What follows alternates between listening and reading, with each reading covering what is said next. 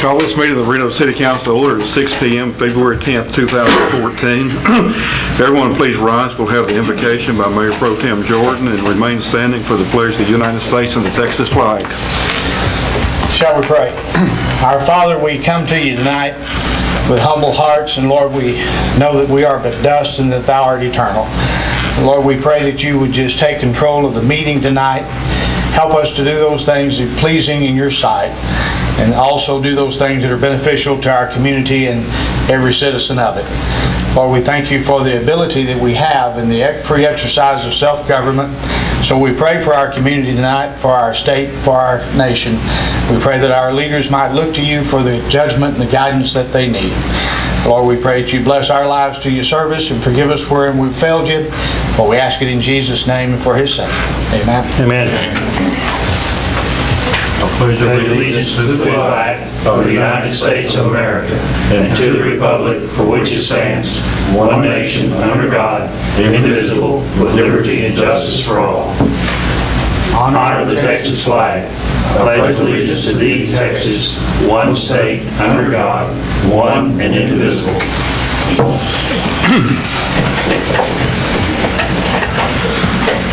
Roll call. Mike Chapman. Here. Joey McCarthy. Here. Rick Jordan. Here. Stacy Nichols. Here. Walter Cooper. Here. Let the record show all members present. Also present Mayor William Huberger, City Attorney David Hamilton, and Kara Hubbard taping the minutes. Chief Birch. Has anyone signed in? All right.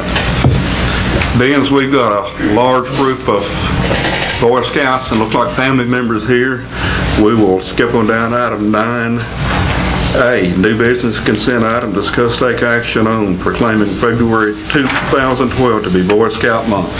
Mr. Hamilton. Guys, come on up. Gather around the podium there. Take your jacket off so I can see you really have a uniform on. That's great. Y'all hang up around there. Introduce yourselves. Who are you?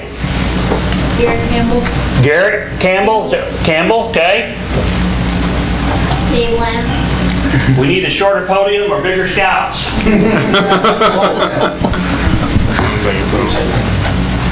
Dave Lamb. There you go, Mr. Lamb. Hi, my name is Kevin Dawson. Kevin Dawson. Aaron Malstead. Mr. What, last name again? Malstead. Thank you very much. Scott Malstead. Must be Dad, right? Yeah, we're connected now. And Dennis Dawson. Dennis Dawson. Now, I've known two of these scouts over here, these right here, I've known them for a long time. Kevin kind of grew up with me in Boy Scouts, as a matter of fact, and I've known both of these guys' dads. This is the first time I met these two right here. It's my honor to read on behalf of the city of Reno this proclamation. Whereas the Boy Scouts of America was incorporated on February the 8th, 1910, thereby making 2014 the 140th anniversary of scouting in the United States of America.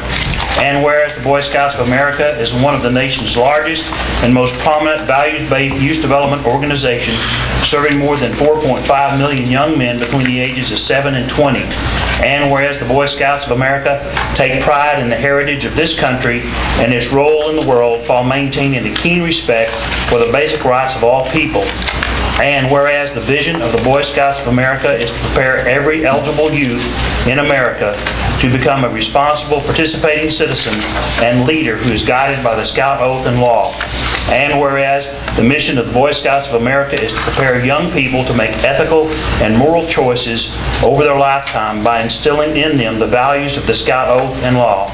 And whereas the Boy Scouts of America consistently strive to develop United States citizens who are physically prepared, mentally aware, and emotionally fit with demonstrated self-reliance, and to develop personal characteristics of initiative, courage, and resourcefulness. Now, therefore, the City of Reno hereby acknowledges and proclaims February 2014 as Boy Scouts of America Month. Signed on this 10th day of February 2014, William Huberger, Mayor.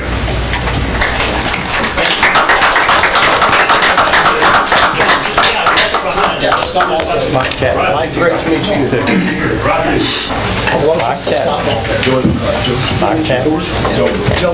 Mike, to meet you. Rick, good to meet you, sir. Scott Malstead. Down there. Mike Chapman. Mike, good to meet you. Oh, Joe, meet you.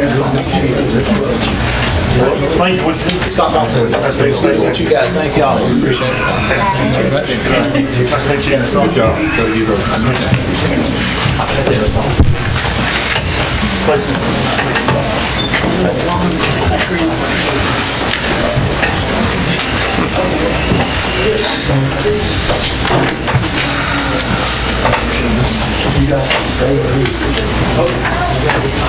Thank you, Mr. Mayor. Thank you, Mr. Hamilton. Thank you all. Proud to see you all here tonight. A good group of young men you brought with you. All right, well, we're on the consent item. I should have removed that from the consent item, but I think it'll be okay. There's 3 items on the consent item that I'd like to remove from the consent item agenda. Under E, monthly activity reports, I'd like to remove the racial profiling report for 2013. And then Reno Volunteer Fire Department end of the year report 2013, approval of auction off surplus SCBA's and air bottles, and approval of being processed to replace the 1999 KME pumper. If no one objects, we'll remove those items I just read from the consent agenda. All right, while we're there, we'll go ahead and receive the racial profiling report 2013 from Police Department.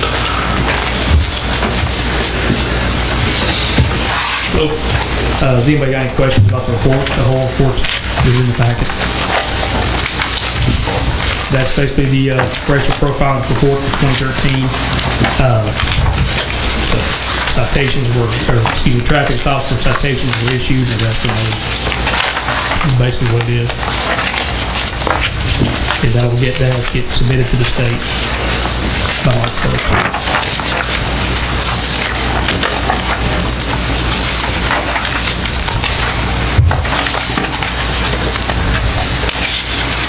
So this is from January to December. Right.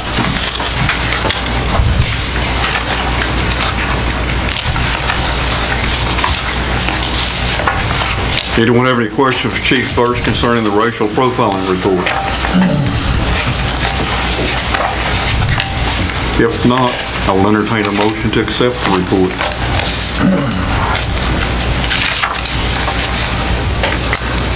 Mayor, I'll make a motion that we accept the racial profiling report for 2013 as presented by Chief Burch. Second. Have a motion by Mr. McCarthy, a second by Mayor Pro Tem Jordan, that we accept the racial profiling report for 2013. Any further discussion? If not, all in favor? Aye. Opposed? Motion carries. All right, item 3, Reno Volunteer Fire Department, end of the year report for 2013. Chief Graves. Council, first thing you see is the monthly activity report for 2014, January 2014. And then behind that, you'll also see the end of year report for 2013. We had 259 incidents. Number's going to be a little inflated due to the ice storm. Then it kind of hits the high points of our 2015 year for us. We did receive a few grants, one from Texas Forest Service for PPE, one from the Firefighter Support Foundation for a carbon monoxide detector for patients, and we also complete our strategic plan for the next 1 year, 5 and 10 years.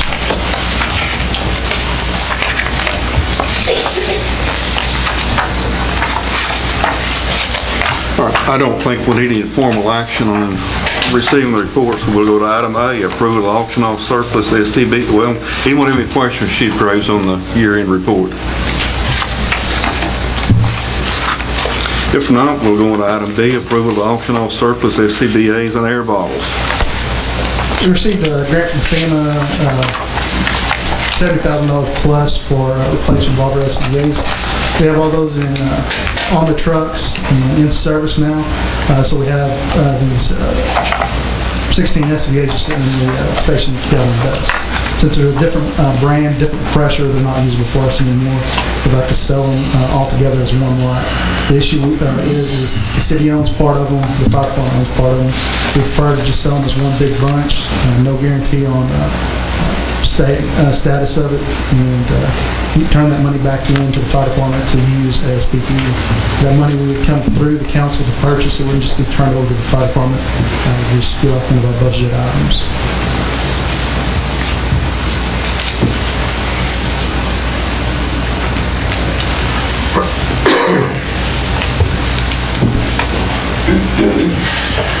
I'll make a motion, we allow the fire department. Let me interrupt you just a second, Mr. Nichols. Mr. Hamilton, the fire department purchased some of these SCBA's, the city purchased some.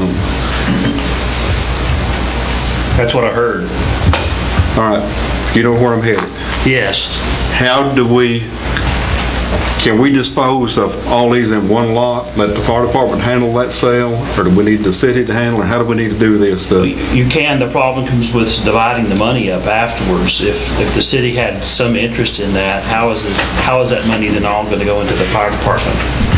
I would like for us to, in the motion that someone makes, to include that the funds received are earmarked for the fire department to buy equipment the fire department needs, in place of putting the money into the city general fund. Can it just be written to them then? Yeah, that's what I'm saying. Just have the check written to the fire department, don't have it come through the city?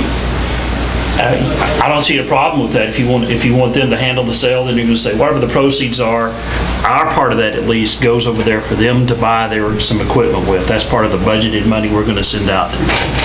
Yeah, there's not a problem with that. All right. And the balls were bought were given to the fire department, so that he's purchased them and then they gave them to the fire department, so it's not ownership would be the fire department. So. I didn't hear the gift part of it. All I heard was the city had some, and if it's a gift, then it's not even a problem.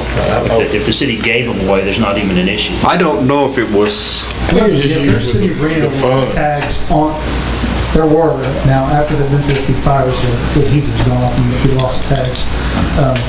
I'd bring it back what we bought with it, that way there's some counting of where that money went, in case it became issued down later, receipts and things of that nature, of what we bought with the money. I don't know that that's necessary if you want them to, because there's a lot of accounting there. I don't know how much money we're talking about, but if they're going to spend that on equipment, and so as long as we get that assurance and the chief can come in here and say, let me tell you what I spent that money on, I don't see a problem with it. all right. Okay, I'll make a motion that we allow the fire department to auction off surplus SCBA and air bottles, and the proceeds be used to buy more equipment for the fire department. The city's part of the proceeds. I'll second. Have a motion by Mr. Nichols, second by Mr. Chapman, and we approve the auction off the surplus SCBA's and air bottles. Let the volunteer fire department handle the auction of these items, and the proceeds from the said items be used to benefit the fire department by way of equipment purchases. Any further discussion? All in favor? Aye. Opposed? Motion carries. Item B, approval to begin the process to replace 1999 KME pumper. 1999 Canyon pumper, obviously this year's 15 years old. Usually this is the time that firefighter starts having breakdowns and starts having maintenance issues where they can be down for months on end. And that's based off what I've seen in other departments, one just to the west of us, the other department I used to work for, plus the different volunteer departments around here. I'm not asking for approval for a lump sum or any type of money from that. I just want to make the council aware that it's time for us to start the process of replacing that. Contacted a few manufacturers just to get a ballpark estimate. In the strategic plan, I had $350,000 listed. After speaking to the different manufacturers, that amount's probably going to be a little low. They said we could probably get a truck for that, no problem. But they're looking more at $375,000 to $400,000. That's for this year. That includes no equipment. That's just the truck. To add the equipment is another $60,000 to $100,000 per one of the manufacturer's sales reps. And you ask, how can it be so much for just some fire hose? Well, our SCBA's, like we just purchased, around $4,200 a piece. There's 6 of them on an engine, so right there is $25,000 plus. So it's not easy to start. It's not hard to start running these pretty big figures. We just want to start talking to manufacturers, get an idea of where we're at on cost, to be purchased possibly in 2014-2015 year, 2015-2016 year, but that way we have an idea, have a set of specs that we can work with, and that way when budget time comes around, we'll be prepared. Are you gonna keep the 99, or are you gonna? Right now, that's the plan, keep it as a reserve. That way, if we have a breakdown, something like that, an accident, we can have both stations covered. Because right now, when one goes down for maintenance, even just preventative maintenance, one station's not covered. Thank you, Chief Graves.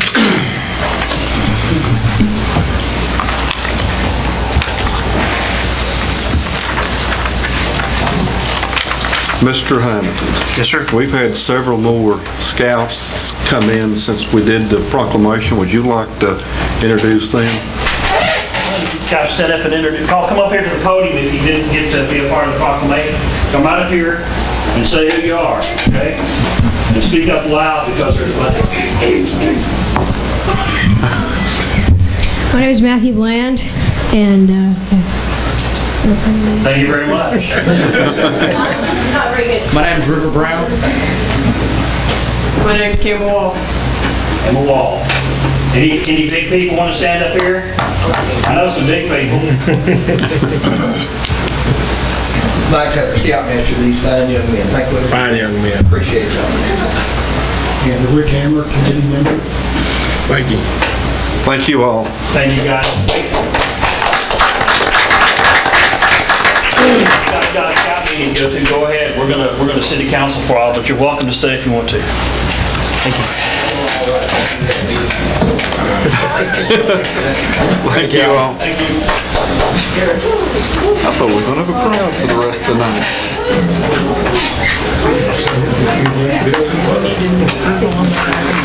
Most of the time, these guys are pretty well behaved. If the leader didn't work out for them. Yeah, sometimes.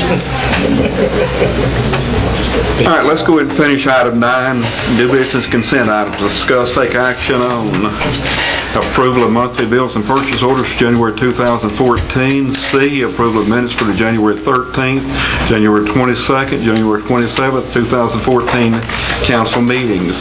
Item D, financial update as of January 31st, 2014.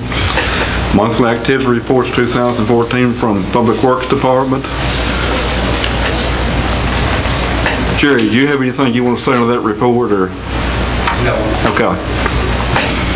Item F, authorized payment to Hager Engineering, Inc. for invoice number 12865 in the amount of $2,536.79 for plans and specs for extension of sewer on Smallwood Road. Item G, authorized payment to Franklin Digital Solutions Incorporated for invoice number 25053 in the amount of $2,200 for Laserfish annual support and license. Item H, I'd like to remove item H from the consent items too, because I know there's going to be some discussion on it. There, didn't we already remove F, G, and H? I thought that was 3 you already removed. Sorry? I thought you removed E, B, E, 2B, and F, G, and H. That's what I thought. That's what I had marked. That's what I marked. And 3. You want to move? You already had moved them. You've already done that earlier. Maybe I'm wrong. Say move or remove? Move them off the consent just to record. Get them? Actually, I think you did. Yeah. All right. All right, we'll approve everything except item F, G, and H, or we leave everything but F, G, and H on the consent items.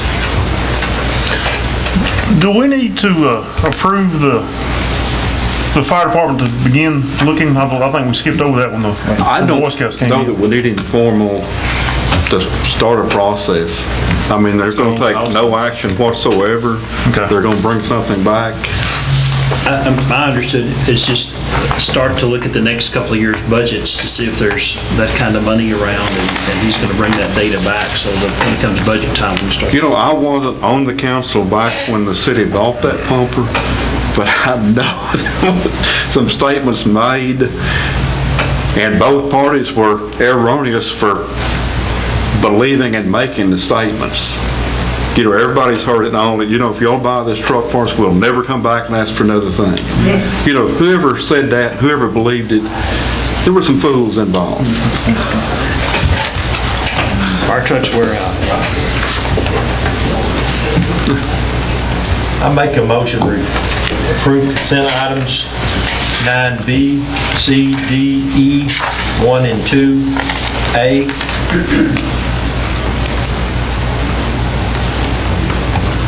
That's the consent items, I believe.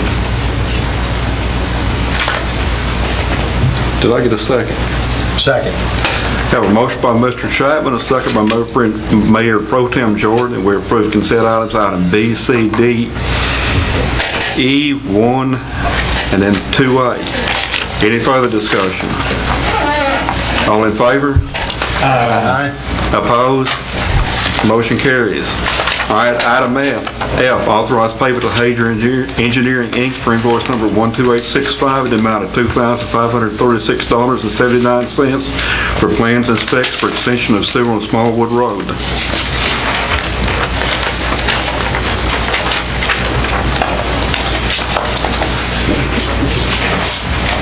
That's approval of the invoice for his design work on the sewer project that was authorized several months ago that we awarded the bid for last month.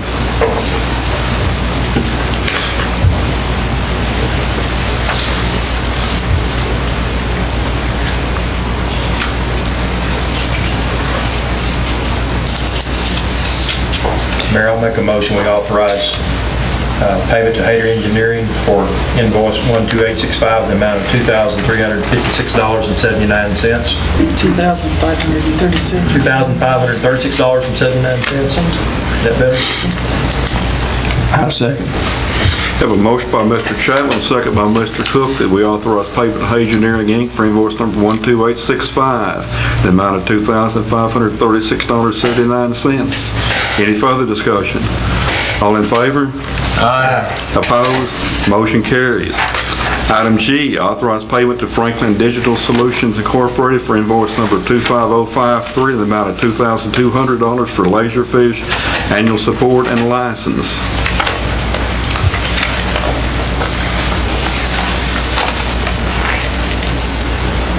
Mayor, I make a motion that we authorize payment to Franklin Digital Solutions Incorporated for invoice 25053 in the amount of $2,200 for Laserfish annual support and license.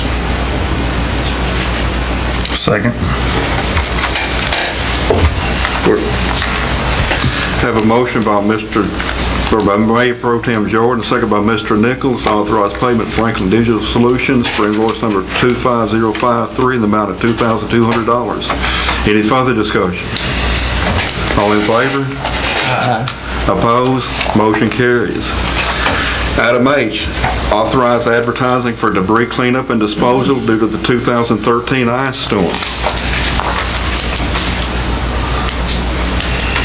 I make a motion, we authorize advertising for debris cleanup and disposal. What site is it says illegal disposal site? Is there a site around here, like landfill, that will take this stuff? On disposing of the stuff? Yeah, I mean, I just don't want the vendor to read this and think we have that legal site. And they may make a bid on it. Well, in the proposal where we're going to advertise for bids, disposing of that stuff on that site will be part of that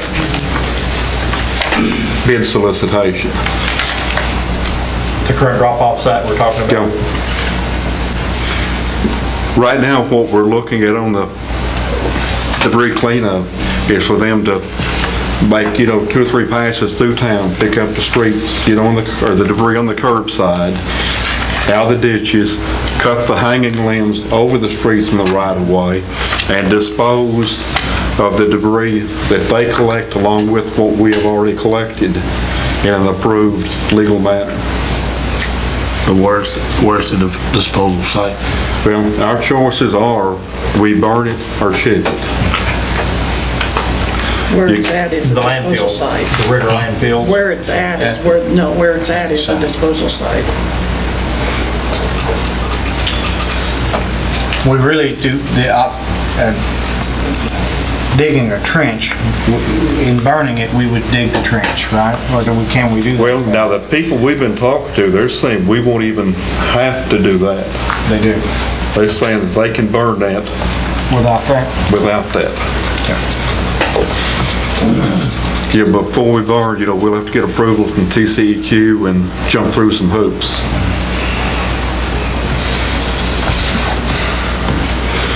Personally, I'd like to see us ship it, do something with it, but it's probably going to be cost prohibitive to do that.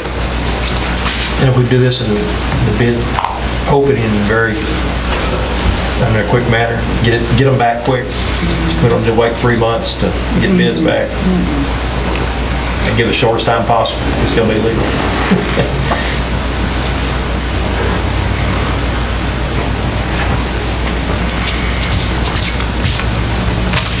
Have a motion?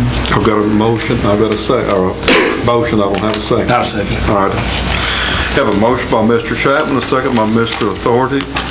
Lord, Mr. McCarthy, that we authorize the staff to advertise for debris cleanup and disposal bids due to the December 2013 ice storm. Any further discussion? All in favor? Aye. Opposed? Motion carries.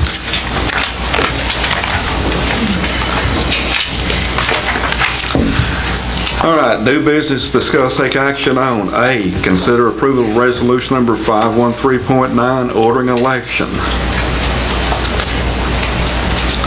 And in case anyone's interested, there's also Spanish language out there ordering the election, but I'm not going to show my ignorance by trying to pronounce these words that I do not know. But it is on the agenda in case anyone's interested. Mayor, I make a motion that we approve the resolution number 513.9 ordering the election. Second. A motion by Mayor Pro Tem Joy, the second by Mr. Nichols, that we approve resolution number 513.9, ordering election. Any further discussion? All in favor? Aye. Opposed? Motion carries. Item B, consider approval of resolution number PD 04.6, 2014-2015 Criminal Justice Division Grant. Chief Burge.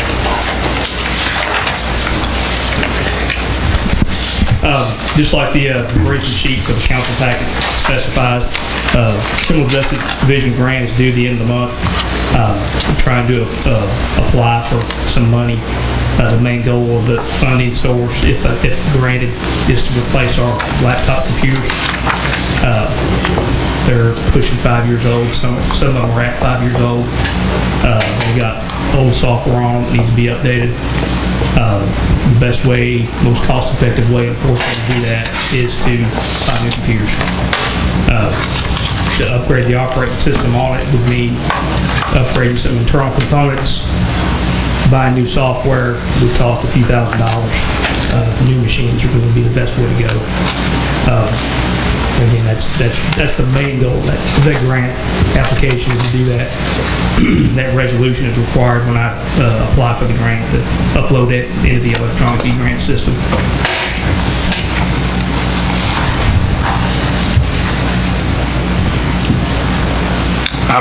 Mayor, I make a motion to approve the resolution number PD 04.6 for the 2014-15 Criminal Justice Division Grant, as presented by Chief Burke. I'll second.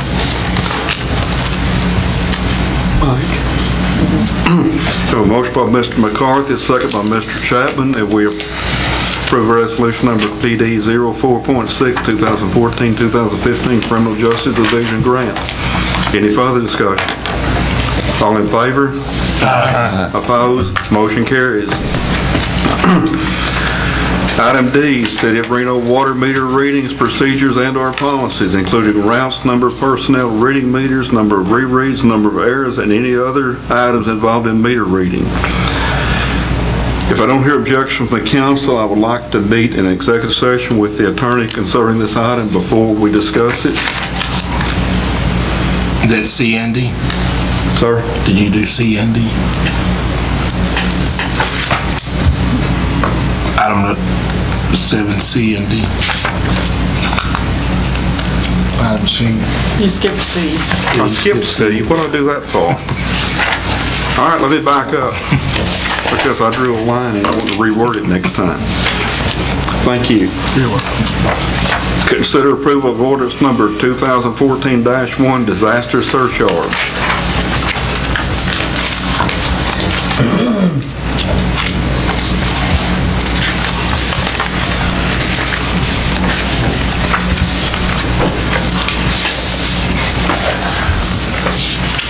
Did we ever hear anything back from FEMA yet? We have not heard a word from FEMA. Has anybody in the county? Nobody's heard nothing. No one has heard anything. There's a rumor floating around that some people have been told from FEMA that we are not going receiving FEMA funding. But the people in position of authority have not heard that. They're hoping that maybe in the next week to 10 days we will hear something, because the way I understand it, the Oklahoma disaster declaration was submitted to FEMA a couple of weeks before the Texas application. Oklahoma received approval of theirs one day last week. Did we contact any of our officials? We have contacted everyone from the governor down, the state senator, state rep, U.S. representative, U.S. senators. Had a phone call right as the meeting started that I didn't answer from one of the employees in the George Lavender's office.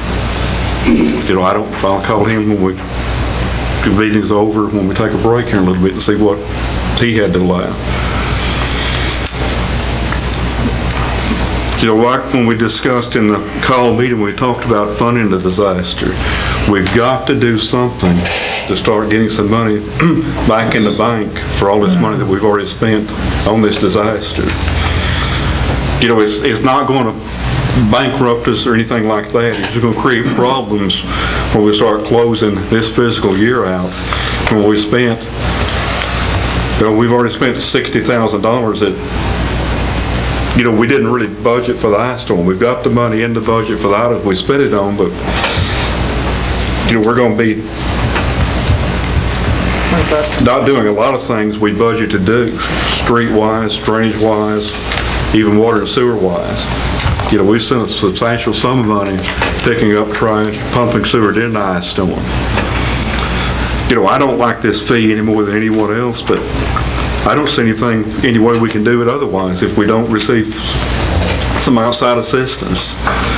Like we said, if we do receive outside assistance, if we pass this ordinance tonight, we start collecting that $9 a month fee. Every red cent that we collect will be refunded to our customers if we don't use it specifically for ice storm damage and debris removal. Pumping the sewer. If it's not directly related to the ice storm, we're not going to collect that money and say, oh, look here, we've got a windfall, let's go do something foolish with it. That's not the way to treat our citizens or the public. We've got to be upfront, open, and honest about it. I had a phone call this morning from one. He said, all you'll need to do is pass an ordinance giving people 2 weeks to haul their debris off. Tell them they've got 2 weeks to get their yards cleaned up, their ditches and all that, or you're going to start fining the citizens. So, sounds good, but it's not workable. A lot of people don't have the manpower, they don't have the financial capability to do it themselves. A lot of people have the finances to do it that have chosen not to. The longer that stuff lays there, the worse it's going to become. It's going to become a rodent problem. Well, didn't I read in the paper where the city of Paris, they just contracted for like $200,000 to have everything removed? Was that not right? That was the estimate, about $205,000. They're a whole lot bigger than we are. It seems like, when we were talking $750,000. I just can't really fathom how we're that much worse off than they were. Well, we're not. They're spending $200,000 for debris removal. They've not even talked about the money they spent pumping sewer and that they picked up in-house. Mayor, wasn't that 300 that Mr. Nichols was talking about, $350,000, $375,000? That number was from, wasn't it a FEMA official that looked at the brush site? So that was an estimate, I guess, and guesstimate on their part. Well, and what Paris isn't not disposal either, right? Isn't that just picking up? That's just picking up. Yeah, there's no disposal. They probably already burned a lot, because there's a lot of people carrying it out the first 30 days. And they burned, and then the original estimates in the paper, they were calling between $7 and $9 million is the total cost. And so everybody had that figure in their head, and then when it come time just to remove debris, and you take it to a location, you're only talking about, $250,000, $350,000. So there's a big difference in total damage and total cost and just to move it off the street. We're gonna have to move it off the street and then haul it to it has to be hauled to a dump site. And somebody has to pay for it to be hauled into that dump site or burned. So that's what you're looking at. It could probably get done $20,000 or $30,000. I bet we can do it in Reno for that. But that's not counting the other $60,000 or $80,000 we've already spent. And the other things that the streets have been torn up and the trucks on the streets and ditches and the tree limbs that are overhanging the roads. There's a lot more that needs to be done. But again, if we get enough funding where we don't have to use any of this money from the surcharge, it'll, as you said, Mayor, it'll all be credited back to the utility or to the customer.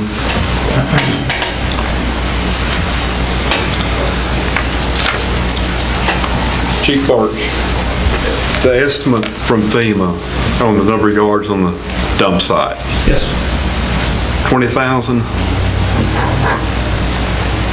The amount? the yardage? Yeah, about 20,000 cubic yards is what they estimated it to be. Some folks we've talked to in that area of expertise that do it all the time, make a living off of it, said there's probably not even half of that there. FEMA always estimates high. Why, I don't know, but that's just the way they do business. I think they also estimated that cost to be $18 a yard. Am I right? FEMA? That'd be $360,000. I believe that's what they estimated that was $18 a cubic yard, 20,000 cubic yards on the ground.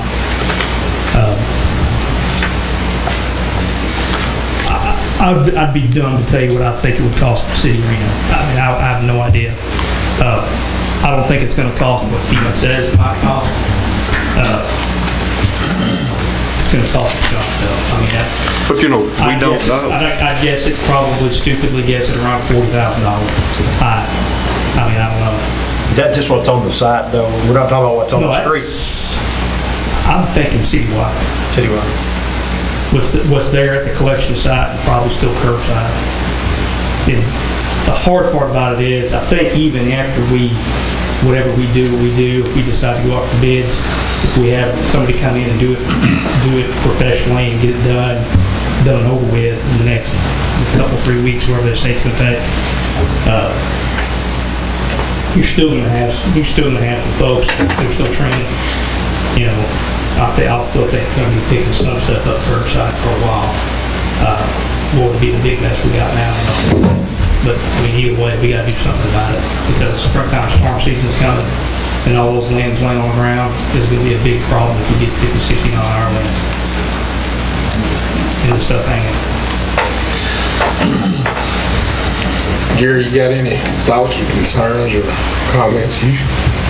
Your department's dealing with all this stuff right now, isn't it? Not really, just main thing, my concern is the big pile of limbs and the big trees that we have stacked up everywhere. On the right way? If it rains or drainage is wrong, we're not gonna work right, so the quicker we can get someone in here to get that removed, the better off we're gonna be. So, the only concerns I have is we've got most of the small piles, but I mean, you can drive through there and you see the big One down 50, 60 3 miles. foot piles of trees that's big around. We just have no way to move them, so that's what we need to do, ditches. Before we had some major floods come, everything running our streets caused more damage, so we need to look at that too, what damage it caused, the downside of it, so. I think that number that we come up with, when Peyton was here, I think that's probably a real high number. Yeah. I mean, like Matt said, I think probably way less than half of that number probably we can get right down to. But you know, we go in expecting the worst and we come out less. We're gonna be in a whole lot better shape. They go in there looking for a low number and it up all in a high number. Yeah, I mean, we have to figure out some of the, recoup some of our costs from, like Mayor was saying earlier about lift stations, pumping lift stations, all the other things we got going on, stuff just because of the asphalt, not just the damage. Get some street damage due to the trucks on the road. We do have some street damage, some repairs, some big sections we're going to have to cut out and replace. Big sections of streets that took a toll on, so we're going to have to look at that also. That's pretty expensive. We're talking about numbers. You still got your manpower people too. Yeah, sure. They're hauling, well, they can haul. I mean, you're limited what you can haul when you got, the way they're at to do it. They have done a pretty good job. I would say they've probably gotten close to half of what we've got out there. The rest are going to be the big piles of the city that I don't think it would take long for these guys, whoever comes in here with big equipment, to knock it out. From what I've seen, what they're doing in the other areas, so.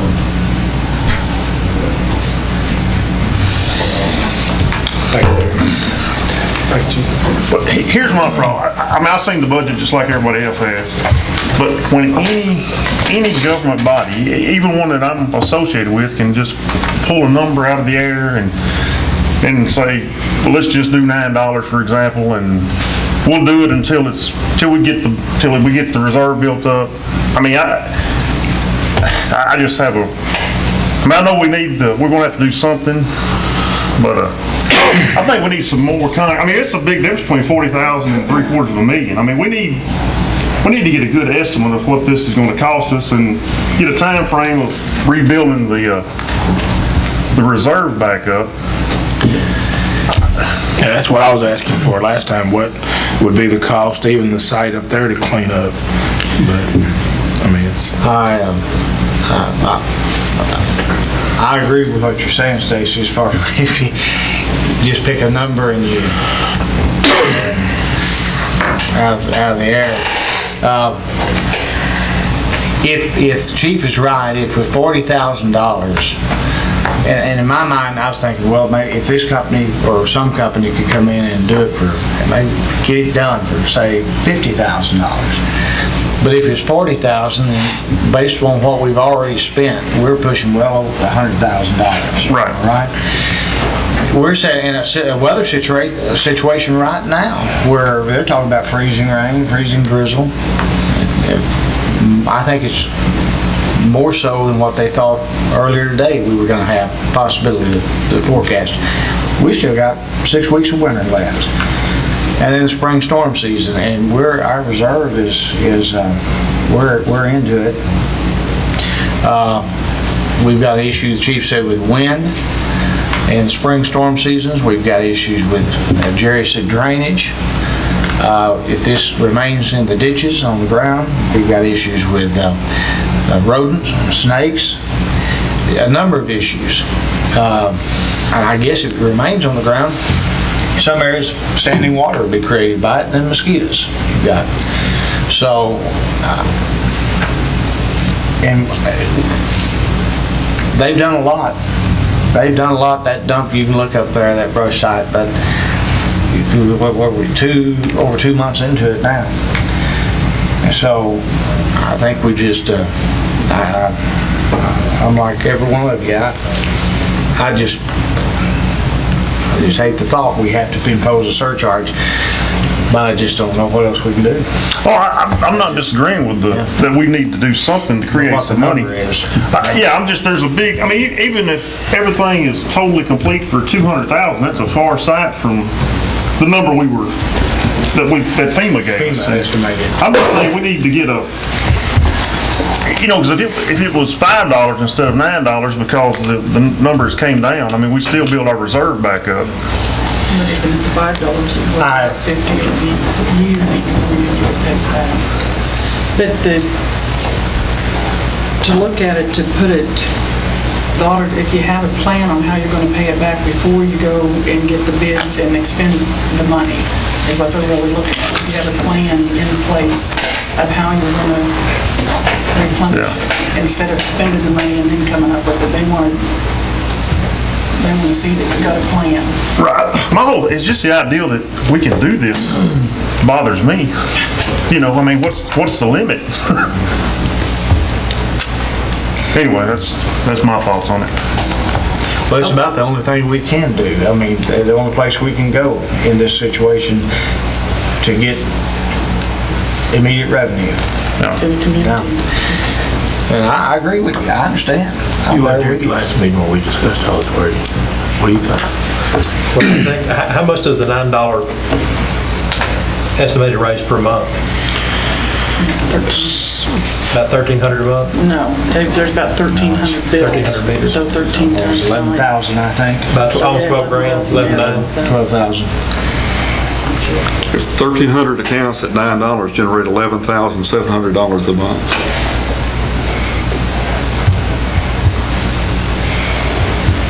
$29,400 over the year. I would say right now, that's probably going to be about, if nothing else happens, you're going to spend at least that much from what's already happened and what's going to cost, even, not counting what FEMA's saying, but that's all estimate, but knowing what we have spent and knowing what we've seen, what Paris got their bids for, that was by a cubic yard. That was a lot bigger operation, so they got big discounts. They had 22 people bid on that, by the way. They took the low bid. And so you're looking at, it could cost us twice as much per cubic yard as what they're paying. We really don't know what's on the ground. I would venture to say we're probably going to be at least $100,000 to $150,000. Total? Yeah, I don't see how you can not be out that much. You're probably already out $60,000 just what's already been done before we haul this debris off. And when the debris haul off, you're still going to have prelims falling. I can't get anybody out to cut the tops of mine out. I've cleaned up crews. I can't get anybody out to cut the tops off. They've been booked for weeks. I've got somebody set up. They're supposed to be here last week, so I guess everybody else is probably in the same shape. I hauled what I could haul off already to Reno or burn it. So it's got to look at something. I don't know how else you do it. I'm a little afraid to get our reserves down too far. We have another disaster. What would we do? What if we have a tornado comes through Reno or another ice storm? We've got streets blocked and we've got to pay somebody to come in and clean everything up, get everything back together. A lot worse than what just happened. And if our reserves are depleted, we have nowhere raising any money. You can't raise property taxes. And you got fire season coming up, and so that's when I first heard about this, what had happened at the last council. I mean, I didn't know for the council meeting before that, but it kind of makes sense. I'm kind of with Stacy. Maybe I don't like the open-endedness of it. That's me. I mean, that there's no finite end to this. It says until we replenish the reserves, that maybe we should put a dollar number on there. But maybe we can say, well, if we pass this, we could revisit it in 90 days. And obviously, you've already said if we get FEMA funding back, then granted FEMA money, then we can always refund the money back to each account holder.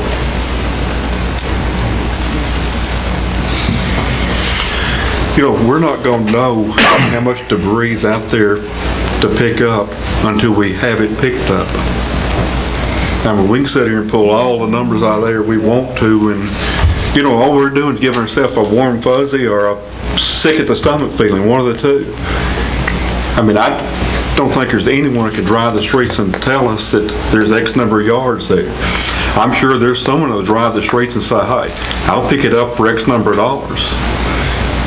But I really think the fairest for us and whoever picks it up is going to be probably a by the yard price of some type. I wouldn't be opposed to a lump sum deal, as long as we had 2 or 3 people that bid it and they were somewhere close to each other. Isn't that what we're going out for bids on?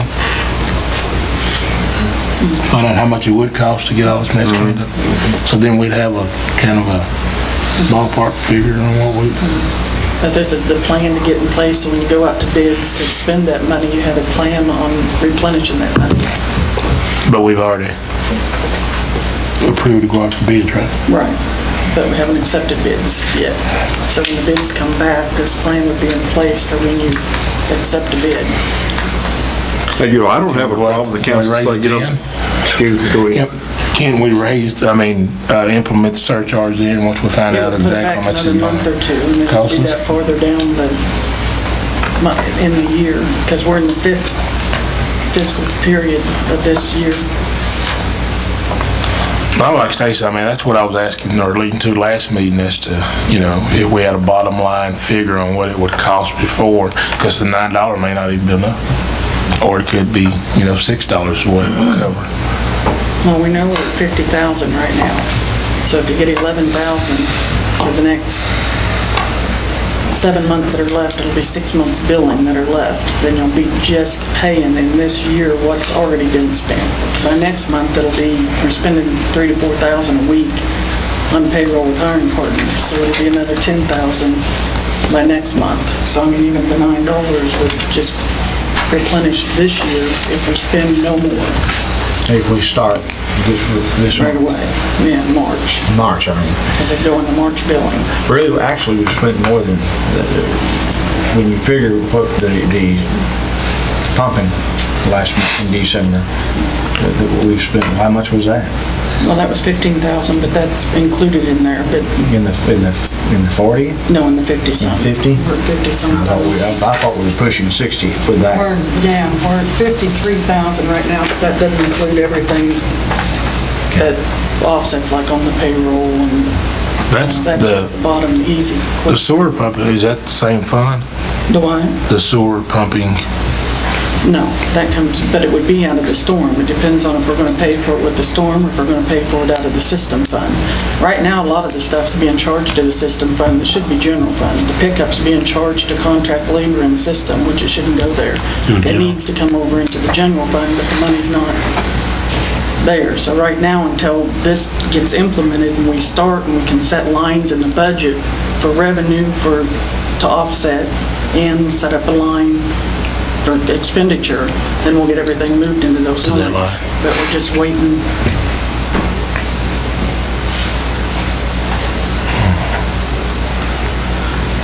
Nothing say you can't discuss this or pass it or whatever if we can't agree to put it on the agenda each and every month until we know. You can put it on there, I mean, yeah, you guys can change it and stop it when you want to. Or agree to revisit it within 3 months, if not before.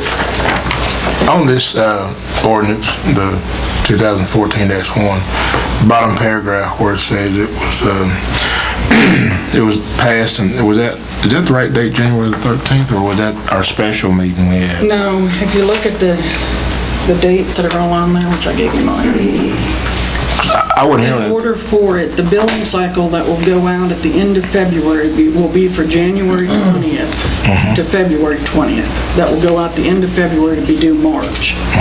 So if you put that in there, this date would make it correct to be able to be in the March billing. Yeah, I understand that, but it's the first sentence. This ordinance was passed during the regular session on the 13th of January. Or was that our special meeting we had on the 22nd? I remember, I was here on the 22nd meeting when we discussed that $9 fee. Maybe it's supposed to be the 22nd. I think it was. Because I wasn't here on the 13th, but I don't see on the agenda where it was discussed. So it's on the 22nd, I have to check that to make sure. I think Joe was right. I think it was the 22nd. It was in January. Yeah. It what? It was not in January. It was January the 22nd. 22nd meeting. But the 22nd, yeah, but Yeah. we didn't pass anything. Well, We discussed it, and we discussed to bring back. It was supposed to be that staff was supposed to bring back, was directed to bring back the plan to do this, and this is the plan. If we don't want to pass it until tonight, then it would go probably not into effect until April then. If you don't back it up and do it in January, that won't Why? work. Because the billing. when But you we wanna can't do- pass an ordinance with a retroactive pass date. If you considered it and authorized something on the 22nd, you can make this retroactive to that date. But we didn't pass We anything. didn't pass We it on just the 22nd. discussed it. That was the discussion of the idea. But if we pass this tonight, the billing could be implemented During this tomorrow. cycle. Yeah. You can, and I don't know what the accounting situations that I had discussions with the city secretary about, the effective date and what that needed to be for purposes of getting into the billing cycle. And that's why it was written the way it was. So that's a horse that I don't have to ride, is how does that impact on the accounting and giving that back or collecting it as far as the billing cycle goes? Because right now we're in the middle of kind of a billing cycle, is that right?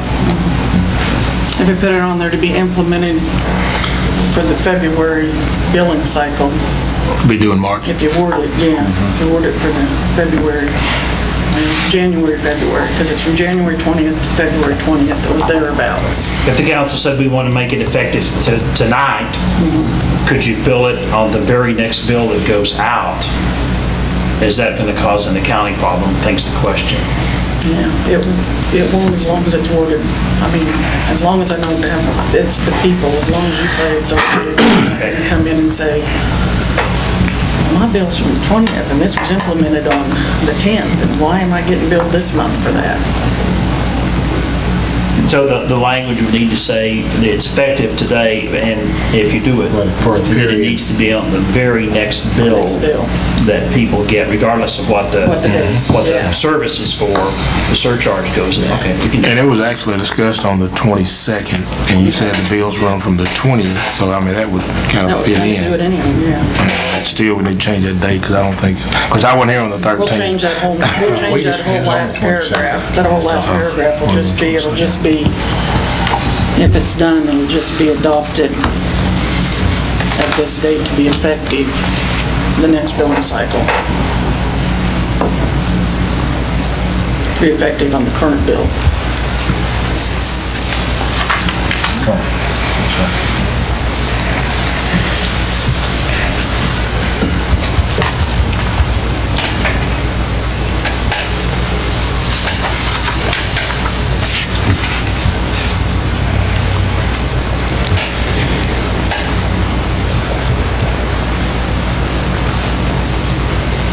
Still got heartburn. Revenue arms ready.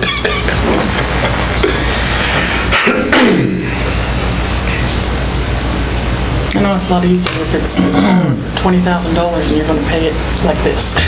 Yeah. Nice and clean, and there it is. Open it. Mr. Cooper, you got anything to add, sir? I just make a motion that we approve ordinance number 2014, disaster surcharge revisited in 3 months, 90 days. Second. All right, I was sitting here thinking of the last paragraph. Would you repeat that for me, please? I make a motion we approve ordinance number 2014-1, disaster surcharge, and revisit it in 90 days. We also have to make corrections to it, though. So Yeah, do we need all to those reword that? corrections will be, all get put in there. Okay, and review after 90 days. Right? All right, I've got a motion by Mr. Cooper, a second by Mayor Pro Tem Jordan, that we adopt disaster ordinance number 2014-1. Before we vote, where everyone's on the same page, the last paragraph is going to be stricken completely, correct? Where it says this ordinance passed in open session in Reno, Lamar County on the 22nd day of January 2014 and all that. That will be reworded. It's going to be reworded to say something similar to this ordinance to be effective immediately and placed into effect with the next billing cycle and reviewed after a 90-day period. Okay. Well, I still think we need to put the health and safety language in there, because that kind of gives you a legitimate reason for to do what you're doing. Put what in there? The language about this being a emergency safety or health situation, which is kind of what the council has talked about tonight. Okay, we can leave it. But we do need to change it to show that it's going to be this is the effective date of the ordinance, and the billing, it'll be effective on the next billing cycle to be reviewed in 90 days. Exactly. The current billing cycle or the next one? The one right now, the very next bill that goes out. the next bill you get will say, you owe us $9. All right, everyone clear on the changes? Yes. I'd like to make one more statement that, there's a lot of words here. Mean a lot of different things to a lot of different people. We've got the term reserve fund and all that. A lot of this money we're replacing, not coming specifically from reserve fund. But any funds that we generate off of this surcharge, if this ordinance passes, will be used to replenish money the city of Reno has spent or will spend in the future, specifically tied to the ice storm. If we receive outside funding in any amount, where if it covers the entire disaster or only a portion of it, whatever this surcharge we collect that we don't use specifically for ice storm will be refunded to our citizens in its entirety. We're not going to collect this money and go play games with it. I got one more. On the 22nd meeting, we discussed how it would be, as long as everybody within the city limits of Reno is going to be billed for this. Not unless, the only way you can get the property owners that are undeveloped land would be on taxes. We don't have any other, we don't have a bill. Okay. And we can send them one in the mail on a piece of paper, but There's not going to be anybody on one street not getting billed, and across no, the street it'll go they on will. every bill that goes out. Okay. Every bill across the board. It's going to be a charge. You'll see it on the bill as a separate. You'll have your water, your sewer, your trash, and then there'll be a surcharge. Okay. So it doesn't matter if you just have trash, or if you just have water. It's going to be on It's there. going to one time on everybody across the board. Hey, this wording here also, it says insufficient amount to restore the reserve fund. Shouldn't we have the amount that the reserve fund was before the ice storm, so we can kind of keep an eye to see when we get back to a certain level, or? No, because it'll be what comes out of the reserve for that only. So how are we gonna know when enough is enough? To cut it We'll off. have an line item that will come in for expenditures that go out, and then for the money that comes in, revenue, and you'll be able to see it. Everything that will be expensed, it'll be a lot clearer on the budget and on the financial update next month. As we'll get these set up, you'll be able to start seeing what comes in and what's being spent out. Right now, it's out there in all different funds. You can look at a lot of funds that have already busted budget, because they're sitting out there right now. Is there a dollar and cents amount that the city has spent up to tonight on trying to collect the debris and putting down the deal? I have $52,739.98, which is just easily grabbed. We could but put that's that up not- here someplace, that we've already spent $52,000 up there, so if need be, somebody can pick this document up and go, there may be a reason why they need to start doing this. They've already spent $52,000 and they hadn't got it done yet. I mean, that's a thought, if you want to kind of track things, because you could pick this ordinance up in 90 days, and without doing much, you could say, oh, I know we're $52,000 down on February the 10th. So the question would be, what are we now? Have we gone up? Have we gone down? You could do that. And we know there's additional money's already owed that we haven't paid yet, so.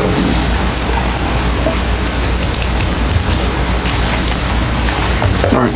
Any further discussion, questions, or comments? All right. I've already made who made and seconded all that, right? All right. All in favor? Aye. Opposed? No. No. All right. No. No? No. All right. All in favor? Aye.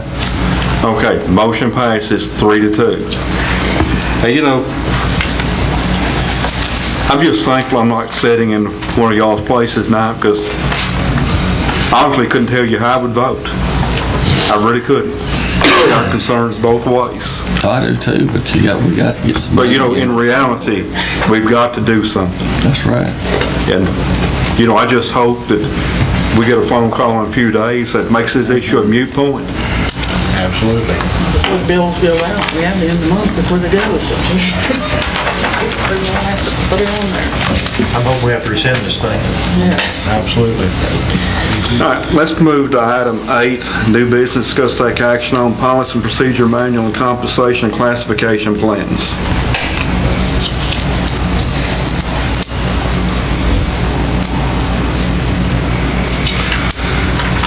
We're at the schedule a workshop and finish that manual. We pretty well had it done except for the classifications, I think. Yeah, the classification and compensation plan, and it worked on those. We both got that done, I think, last February. That was our drop dead date, I want to say, last February. We're only a year behind. Why is it on there tonight? I asked for it to be put on there. I hadn't forgot about it. Also, you just want to put it on there to postpone it? So did everybody get the policy manual again? I read through that policy and procedure manual Because again. I didn't get any response from anyone. Has everybody looked at it? No. What we need to do, I think department heads are trying to come up with the compensation and classification plans, because you're the only guys that know who does what in each department, and you know, we already have the salary level pretty well set everywhere. So we're gonna need minimum salaries. It's hard to set maximum salaries. I know we've done it in the past, but every time you turn around, you're violating your own manuals and your own deal, because if you give somebody a raise, 3% bumps them over the maximum you put in the classification, so. Well, they have to be revisited every few Yeah, it's years. I mean, it has updated to be, every year. yeah, it needs to be reviewed along with your other plans and. It's technically probably a violation of the old manual, except that I don't even know if the old manual's still in place or not. I don't know what we're working under. I think everybody needs to know what we're working under. Anybody know what the name of it is? Why don't we all let Kara know tomorrow or the next day what dates we have conflicts with when we can't meet, and then let her put it together and see when we get everyone together and schedule a meeting that way, or we can do it tonight if y'all want to. Workshop. Well, hopefully we'll have a cold meeting to do the bids that come back in by towards the end of the month, and it might be something to do an hour or two workshop, That'd be ideal. hour and a half with the Yeah, bid opening or something like that. That'd Work be- it together. I'd like everybody to be there, but if there's 4 people there, we can get it done. Okay. Joe, you know all about this too, don't you? Sure I do. You probably know it as good as anybody. Sure I do. I got copies of it somewhere. You got one on your email. Yeah. In the interest of time, let's just all email her tomorrow, the next day, with our dates that we can't meet, say, for the next, well, we leave next week out of it because we know we're not going to be able to take any bids that fast, but week after next, and then the third week from now, what our schedule looks like. Do you know that far in advance, Stacy? Yes. Schedule. On a Wednesday for sure. All right, back to item 7, new business, discuss take action on D, City of Reno water meter reading procedure and our policies, including routes, number of personnel reading meters, number of rereads, number of errors, and any other items involving meter reading. I would really like to meet with the attorney in executive session to discuss this before we debate the merits of this agenda item. Anyone object to closed session to meet with the attorney on this item? If not, What are we gonna do, where's E? We gonna do E, can we do, and 8B? Or we're gonna keep coming out here every time we visit one of these? can we do them all together? You Mr. can announce Hamilton, we them all, need you can announce them all together and then go back in there and decide which ones you're gonna. to, okay, I'll go ahead and read item E, appointment, employment, evaluation, reassignment of duties, discipline or dismissal of an officer or employee, city attorney, Lord. We've been there before. City Secretary Carol Hubbard. That new to me. And then item 8, litigation contract with Lamar County Water Supply. Let the record show City Council is going to adjourn to executive session at 7:10 p.m. As authorized by the Texas Government Code Section 551.071, consultation with attorney on the 3 items I just read. Mayor, on Oh, excuse me. on 7E, wouldn't that be up to the person involved? Whether they want to do executive session or have it in open session?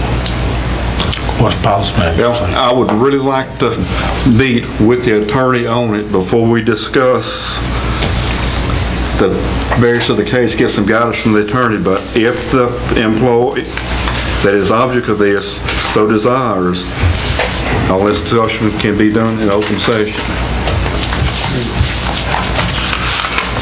So you're saying you'll go meet in executive session and talk to him about it before it's an open session? I would like to get some guidance from this. You know, on item E, I don't think we need any guidance from the attorney on this. But the other two, we need to meet with the attorney in executive session on it. If you want this other one heard in open session, we will not go into executive session on it. Okay, well, are you gonna go do D? Do what? Are you gonna do D first, or how are you gonna do this? I'll say, my opinion, since we're out here, let's do E, then we can go and do 7D and 8B in executive session. But since we're in open now, let's handle open business. Okay, let's start all over. Item D, City of Reno water meter reading procedures and/or policies, including routes, number of personnel, reading meters, number of rereads, number of errors, and any other items involved in reader meeting. Item 8B, litigation contract for Lamar County Water Supply.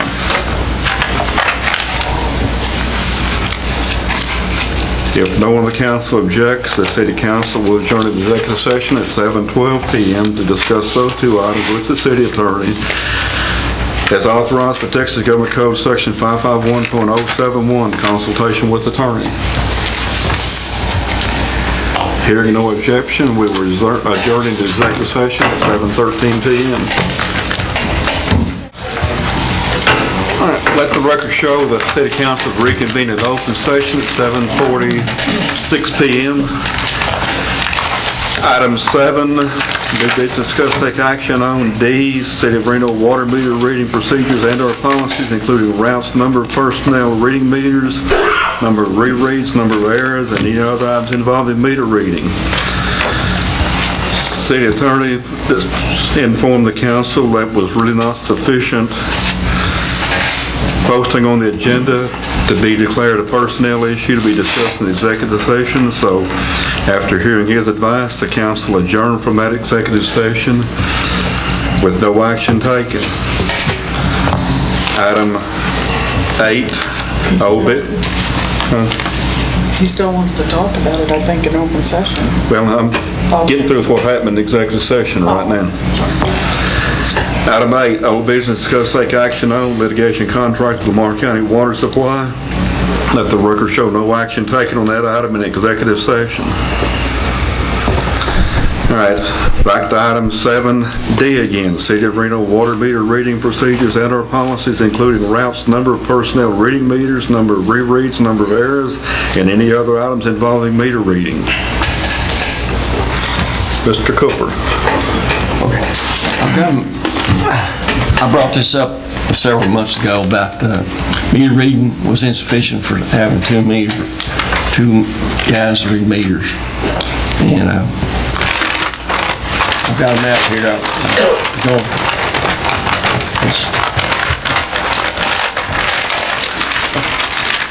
Y'all hold them up. Can y'all hold them out so we can all see? Y'all. Please.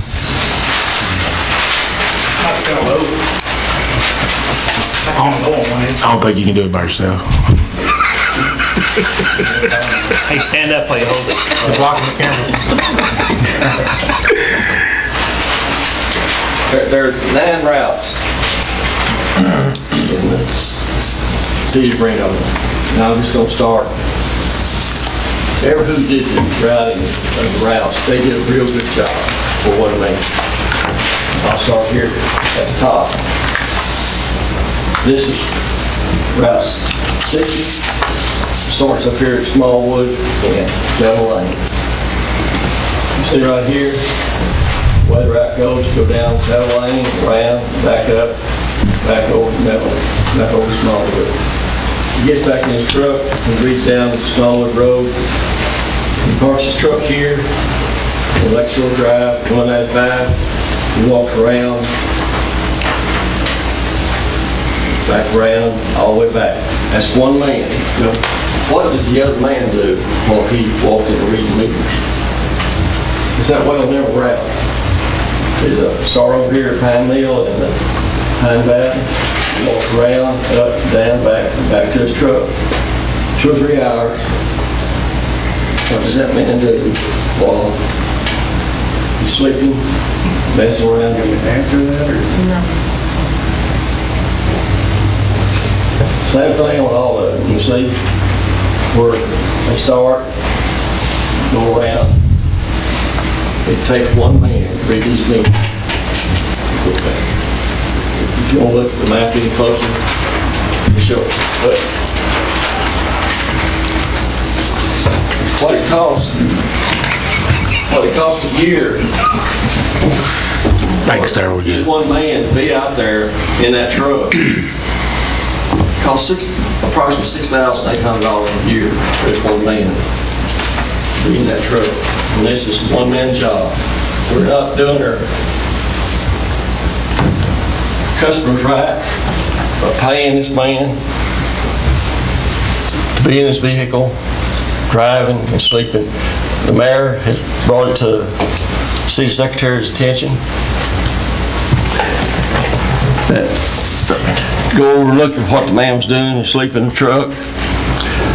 I just think we're not getting the proper use out of this one man. This one man could be doing other work instead of us spending the $6,800 a year for this one man. You can sit down now.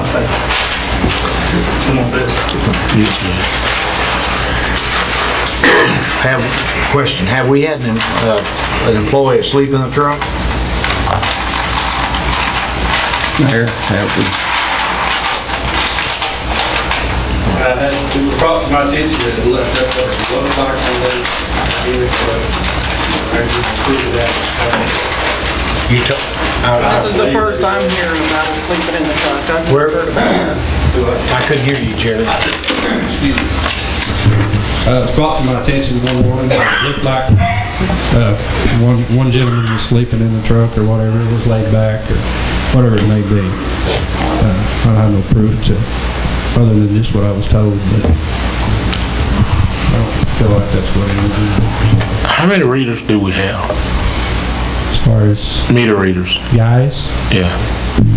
I mean, I only have 3 total right now. Mr. Cooper had mentioned, like one reading and one was still in the truck sleeping.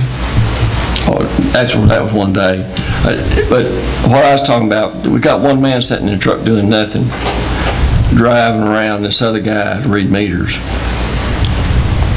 We don't need, the routes are set up for one route, one man, the way the routes are set up. Where one person can read the whole city? That's right. That's the way it's set up. That's the way the maps, that's the way the routes are set up. It's a good route. I'm experienced in the meter reading, and there's no need for the city to pay for this extra man to be in the truck. Is that extra man reading meters? Yeah, from time to time I have 2 reading meters. The majority of the ones he pointed out there a while ago, what happens is one starts on one end of the addition, another on the other end, and they work back to meet in the middle. And that That work fine for you? I mean, yeah, it works great. How many days does it take for 2 guys to read meters? About 4 to 5 days. And you taking 4 or 5 days for one man. Now, why would you need 2 men then? Well, with one man, Yeah. I don't understand where we're getting at. It takes one person under perfect conditions. I mean, dry, no rain, no ice, no limbs, about 7 days. And I've yet to see one person completely read the whole book in 1 month. I've never seen it done. So, I don't know where we're getting that information from. We used to be contracted out, and we had a contractor that would come in and read them, and he would have his family, there'd be 4 or 5 of them that would. Yeah, they used 4 So people. long, wait. You know, yeah, they would. They get out there. Trucks, 4 people. Do you have too many reading Hold on, books? hold on. Hang on a second.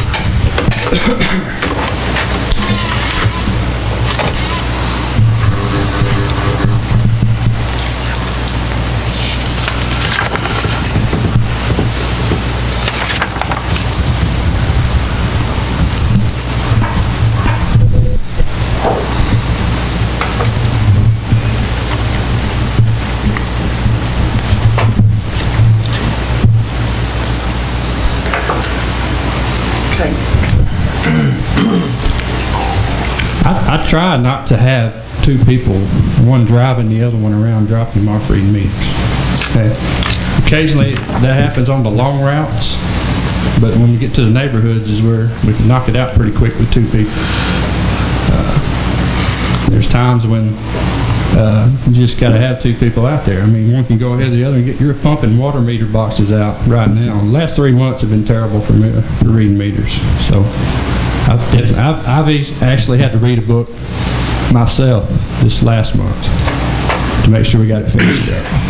And that's usually when it comes to crunch time, then it's all hands on deck and they all go out. Right, we just got to do what we got to do to get it All done. right, let me ask a question. How many handheld devices do we have Right, to enter that's the what- meter readings in? That's what I was gonna ask. One. We have one. No, we have 2, but one that we use. We're only using one?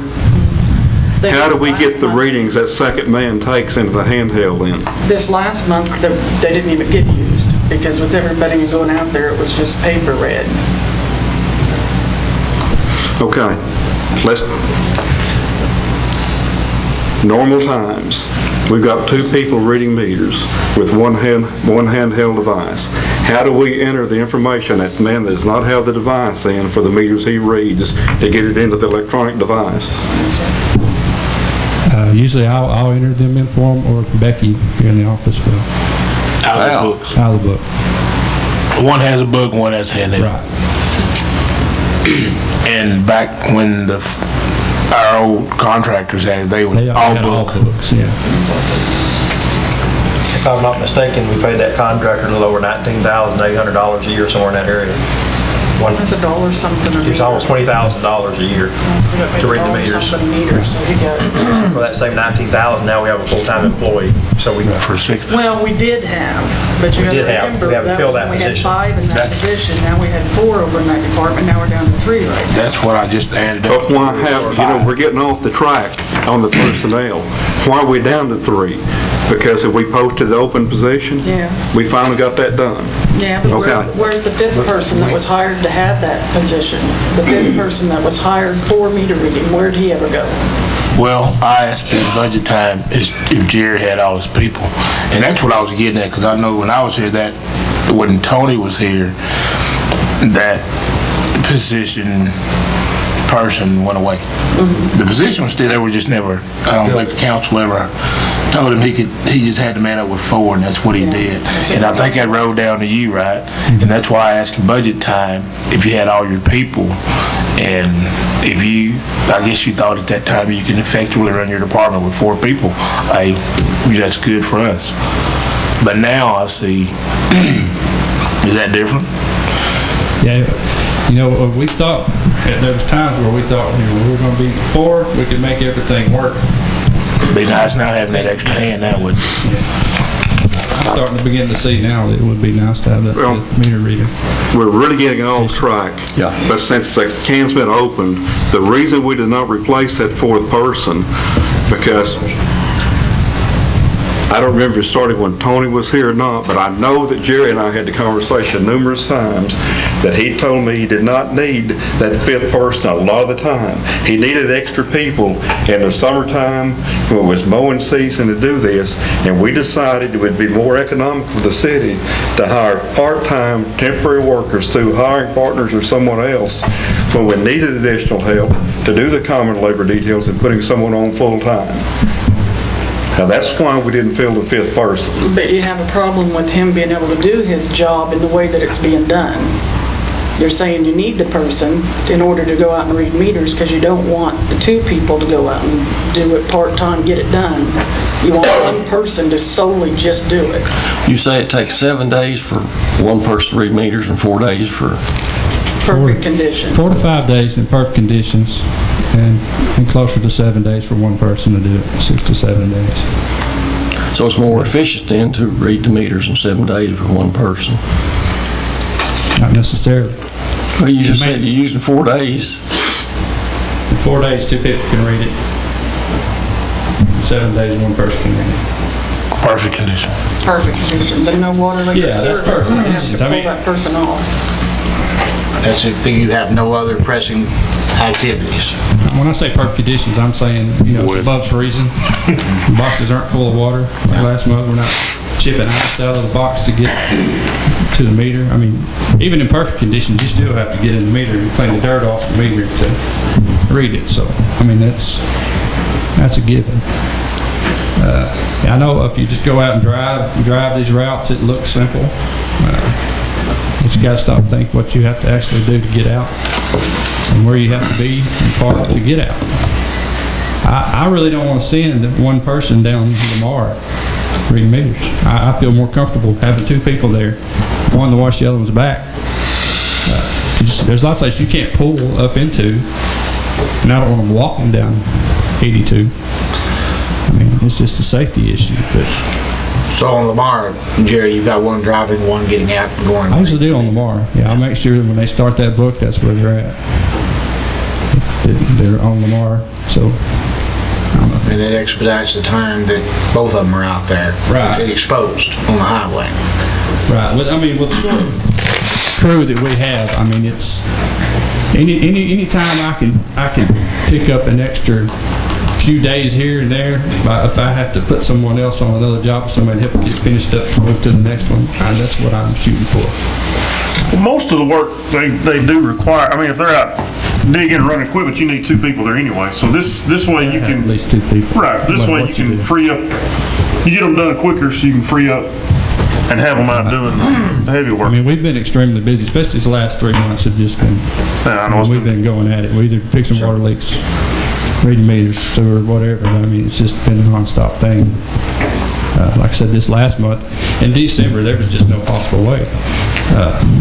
January was hard enough. I mean, I actually had to use some of our limb crews to go ahead of our meter reading to move the limbs out of the way, because, I mean, there was no way to get to them. We had 2 or 3 streets that were just completely, I mean, you wouldn't have read 200 meters without moving stuff. So I actually had more people reading meters than not necessarily me reading meters, but assisting meters, so. Working on it. Right. You know, I'm going to say on this agenda item number 1, it's always good for everybody to be concerned with what we're spending money-wise. And Mr. Cooper knows I respect him and the mayor both. But it seems like we kind of got involved in how either that department's run or underneath that department, how that person's doing their job. And you've got to have a little bit of faith, I think, in the person running the department.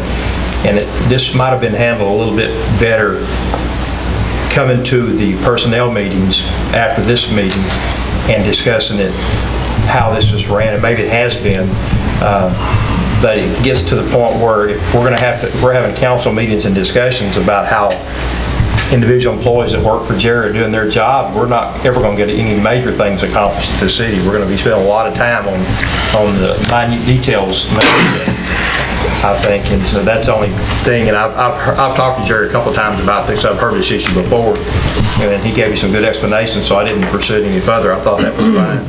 But I see your point. If 2 people can do it in 7 days, or one person 7 and 2 and 4, you're got an extra day of labor coming out. But again, that's kind of a management style, and maybe I know you got more knowledge than I do. I'll say this, I've been door to door with the newspaper business for 5 years and thrown papers and went down every route, probably every street in Lamar County.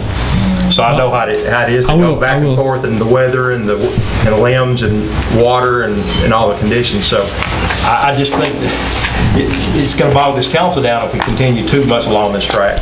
I'd like to add one more thing. We're talking about the 4 days or 7 days, in that range you're talking about.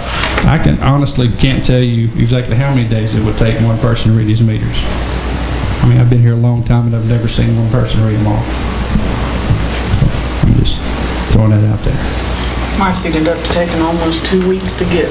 But we had a reader, we had a meter reader. Things come up that and you get pulled was off. of hired it. strictly to do that. And like I said, by the time it come down to the final couple days, before the readings had to be turned in, we would all be handed a book and we would go out and finish the meters. That was 3 books. So that's 6 out of 9. You're a lot slower to do that route every month yourself. You're a lot slower in doing it. Because you don't know where things are, you don't know where the meters are, you can't see them, can't locate them. They're under pine needles. This time of year in fall, yeah, it's a little different. Are we having a whole lot of rereads and errors? We have less now than we've ever had. They get better all the time. Approximately 1,850 meters. Not that many. 1,200. About 1,250. I mean, About 1,200. 1,300, yeah, about 1,300. 1,250 to 1,300 meters. And we average, what, about 20 If that, rereads? yeah, 10 to 20. I wouldn't And a think lot the of percentage them is are, not very if there's a bad. car parked on top of it, or Well. if there's a reason why it was missed. There's some that are missed, not read. Then we have rereads after the fact that are if it was just wrong, the person would have a water leak or there's a reason, and you have more A lot of those rereads, I would say probably 90% of the ones that we actually go back out and do, the people actually use that much water. It just kicks it out because it's a higher consumption than normal. It sends us back out to reread it again. But, by the time you get to reread, you figure out that, yeah, they've used that much water. But when we hire a new person and they start, then we'll have more rereads again because they'll be new to doing and new to the routes, and you get on some streets and the meter, like over in Kirkland, they're not in front of the house they're supposed to be, they're cattywampus, so they don't go to the right place, so they get put in wrong. But that's our fault for allowing that to happen and then not getting it corrected when we discovered the mistake. It's a very simple fix. We should have discovered that fairly soon after that structure was built. There's probably not a soul in this room that was around when it was built. But somebody dropped the ball then by not demanding that property owner fix that problem. It really should have been caught during the inspection phase. A duplex, someone should have made sure that the meter was in front of the right house. Look at our house number. Where are we at? Which one are we discussing? In Kirkland. Let's quit making excuses and all that. Let's work to improve what we're doing. We think we're doing great. You got it. Jerry, my opinion May I is speak, if you please? need or if you down, it's just short like- one person to hire somebody. When we start hand reading meters and writing them in a book or a piece of paper, we've got an electronic device that meter reading is entered one time, we bring it, we plug it into the computer, it's done. Every time we write a number down on a piece of paper, we take a chance on making a mistake. I transpose numbers numerous times a day. I'm not a meter reader. But if we're going to use 2 people, now I'm talking about to read meters. I'm not talking about the safety aspect on Lamar Avenue. I see that and I agree with him. That if we're going to go down the shoulder of Lamar Avenue, that man don't need to be getting out on the traffic side, jumping out and reading that meter. I've got no problem with that.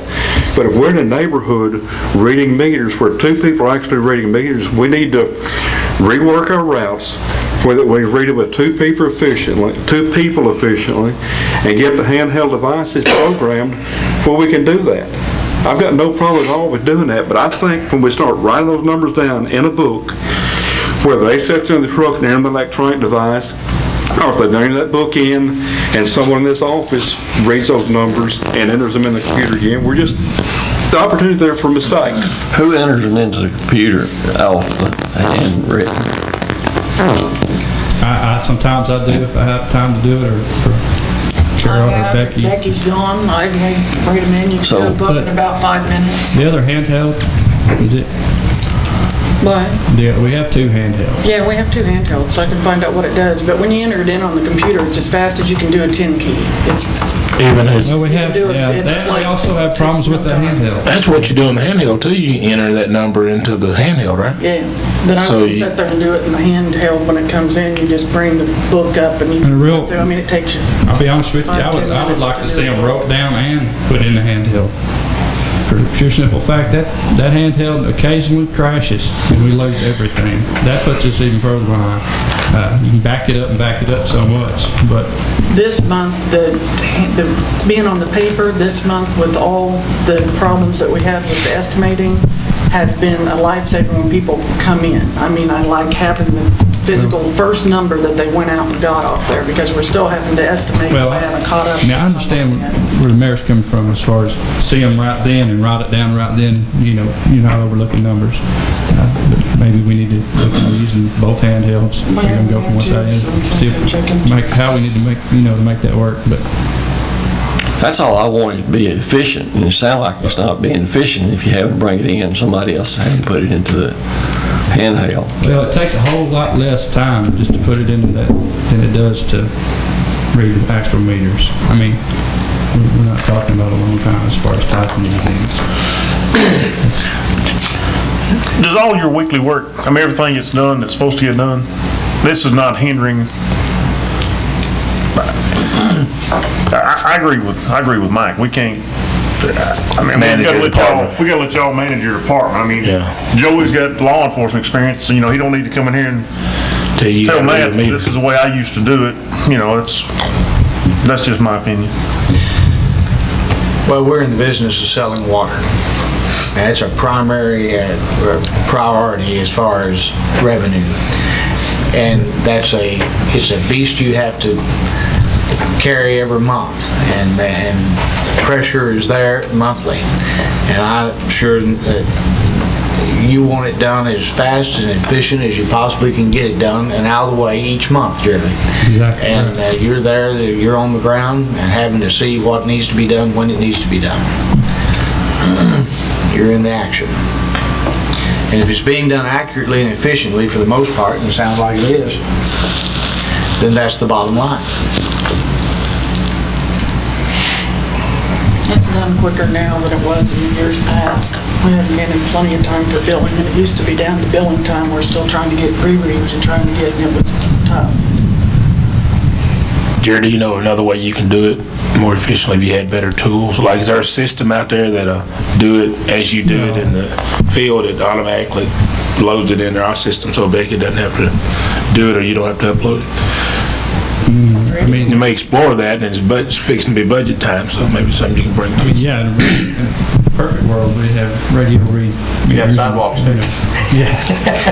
And it would just send it up here to us, and no one would have. All right, something you maybe look at for budget time. So you Look into Talk it. to somebody on can eliminate. radio or the, Yeah, that'd be, Radio read. I think it is a lot more efficient because, again, if you're looking at it costing $6,000 some odd to read the meters, and it's costing 19, at least we're getting 13,000, and we'll try to trim that 6,000 down a little more. But the rereads, I think the rereads are down. I know you all had estimated because of all the ice storm and the damage and everything. You had estimated bills go out, and everybody's was off. Of course, I had a leak in my toilet in the house, didn't know for a whole 30 days, and found it upstairs, and I got a bill, and I'm not even there, no water's on, so I didn't call and complain because I knew it was probably an estimated bill, but the next month it corrected itself, so I know that probably, that happened from time to time too, so I know nothing's perfect, but I think we got to the point where you got Kara, you report to Kara. She's over the department technically in one sense because you report to her, then you're over the department and personnel, then you got people under you reading the meters. Like I said, we're getting to the point where we're gonna have to trust that you guys are running it right. If not, then we got more problems than reading meters. I mean, if it's an issue, if I have 2 guys out there, one of them's not doing anything or doing his job, then yeah, that's something to be concerned about. I mean, but I that's more of a personnel didn't issue. even know that there was a problem that came up that somebody was sleeping in there. I'd never heard anything about I didn't that. have any. Well, the person that was in question here was one of the new guys. It was the hiring partners. kid Here that anymore? I just helping out that day because we didn't have any other help with reading the meter. So I don't know whether it's true or not. He's no longer even here. So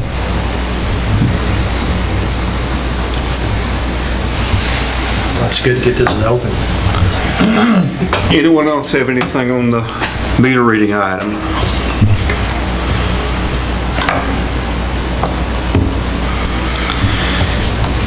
If not, I don't see that there's any action to be taken there with the formal, all right. Moving on to item 7E, appointment, employment, evaluation, reassignment, duties, discipline, or dismissal of an employee or officer. Kara Hubbard, City Secretary.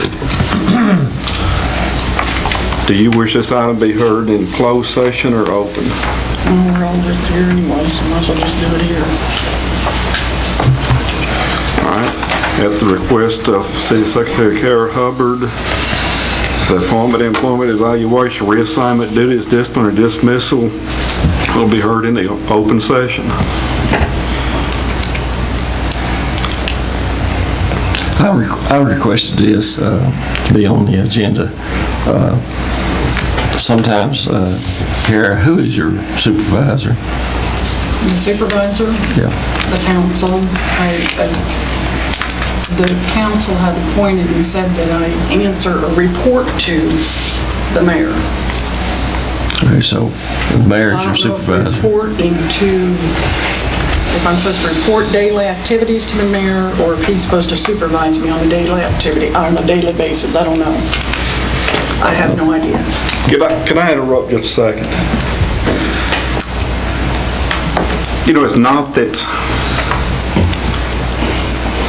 I don't want to keep the public informed or anything like it. Everybody on here knows I've been a staunch supporter of open and government transparency and all that. But I would really like for maybe a committee to be appointed, or maybe you sit down and talk to the city attorney about this, then meet with maybe you, the city attorney, and Karen, and discuss it, and then come back to council? No, I think it just needs to Do we want to continue now? I'd say we can, I like to continue since it's on the agenda. What's going on, yeah. I like to Yeah, we hear put this. it off a month. Yeah. Put it on anymore. No, I don't blame you. Yeah, you- Okay, David, is the mayor considered her supervisor? Well, you've asked me that question before, and if I had to say a person that would be her supervisor, it would be the mayor, because that's who she deals with most all the time. Yes, I agree. All right.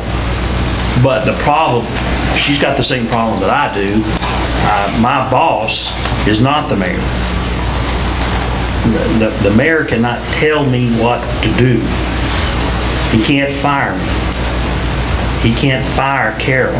So you don't have as clear a delineation of responsibilities and authority as you would in the private sector, where you just say, hey, this guy is your supervisor, which also means that guy is your boss, and that guy can hire you or fire you. We don't have that out here. And I don't know what exactly the issue is. We all come every Tuesday morning, and I come every Tuesday morning after we have a meeting to try to delineate what the assignments are, and the mayor runs the meeting. So if you were to ask me, who is my supervisor, I'd say the mayor is my supervisor, but he sure ain't my boss. And I think Kara and Matt are much in the same position, that we look to the mayor for guidance on some things, because he is a wealth of information, but I don't know exactly what else. And the mayor's got that situation too. If he got so mad at me, he wanted to come in and fire me, he couldn't. I mean, he could say the words, but it would not be effective. So I don't know whether that sets up what we're dealing with here or not, because it's not as clear cut as at my office. My secretary knows who her supervisor and who her boss is. There's not any question about that. But it's not the same here, because there's so many different spigots that flow into the sink. Yeah, but on a daily basis, though, the mayor does visit with Kara and pretty well the supervisor. Well, you would think that between the two of them, that, yeah, that would happen, and if the mayor had some suggestion or something, that would take into place. But, you know, it's more of a, it depends on what the issue is, what's going on. I would tell you that, yeah, the mayor is the supervisor of the city secretary, but the city secretary is not his secretary. I don't believe the mayor can come in and say, here, would you type this up for me for some other job? Or would you prepare this speech for me tonight because I'm representing the city of Reno? I can do that with my secretary. I can tell I agree. I know that. She does it, or there's a consequence. But because this is a government thing, there's a little bit different dance that goes on. And on one time, the mayor can tell me, I want this done, and I go, well, yeah, you know, you're right, I'm going to get it done. And another time, he and I may butt heads over what he thinks and what I think.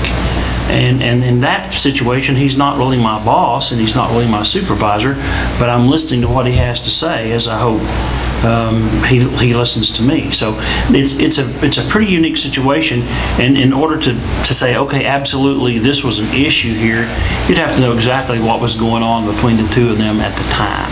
And that's as good as it kind of sort of gets. But yeah, I think we all look to the mayor as kind of the supervisor, but you know, it's got to have an asterisk beside it that says, okay, here's what's going on.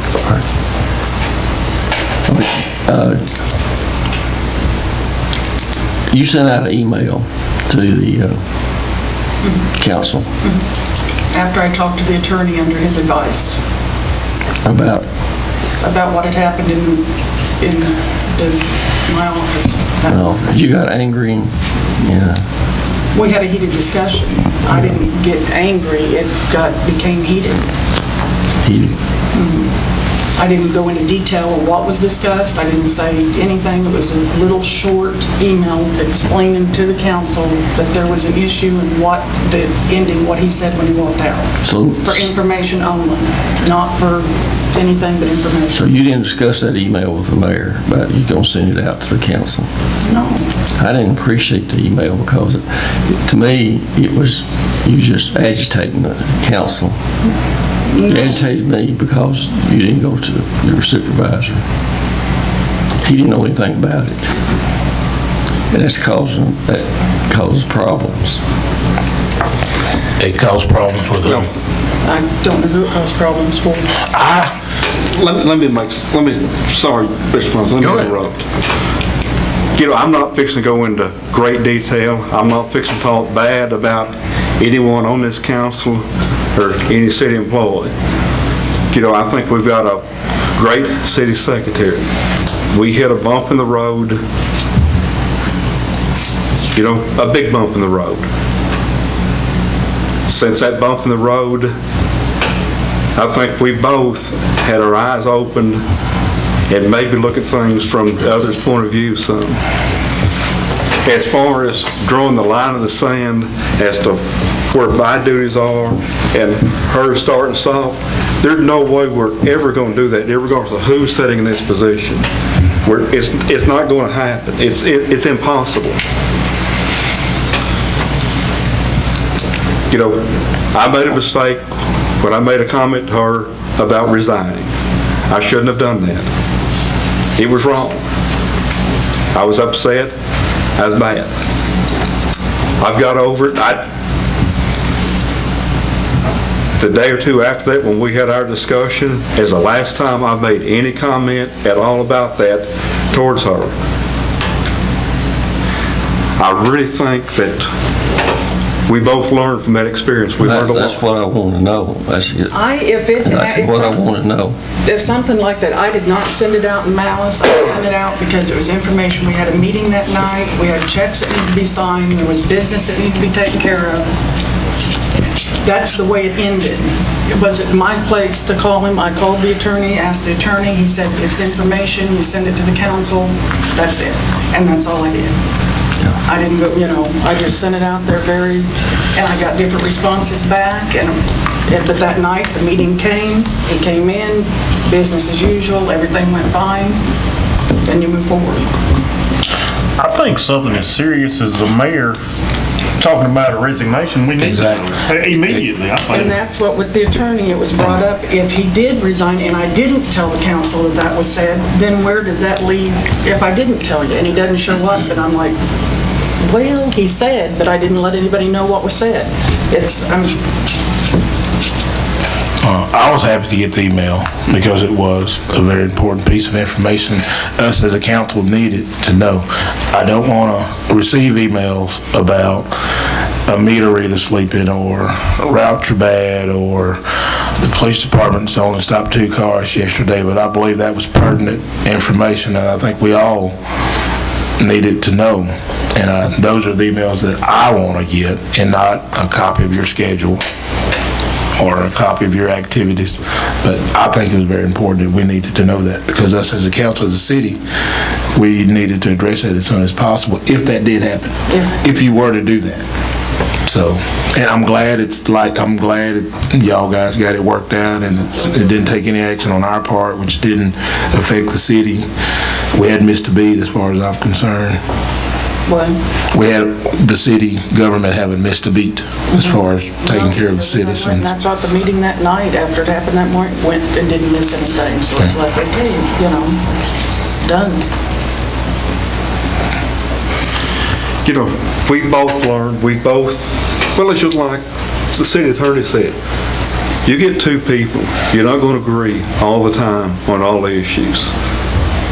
And it's hard when you have 2 and you don't have a third, because if you have 2 people that It's the other one's 50-50. right. Well, I'm 90 right, and you're 95 right.